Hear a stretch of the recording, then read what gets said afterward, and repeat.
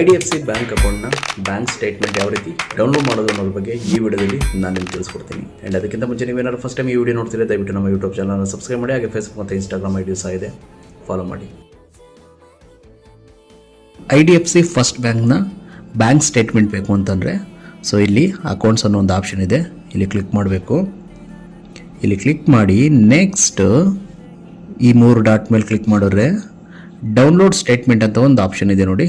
ಇಲ್ಲಿ ಕ್ಲಿಕ್ ಮಾಡಿದ್ರೆ ನಮಗಿಲ್ಲಿ ಕರೆಂಟ್ ಮಂತು, ಲಾಸ್ಟ್ ಮಂತು, ಇಲ್ಲ last 3 months, last 6 months custom date.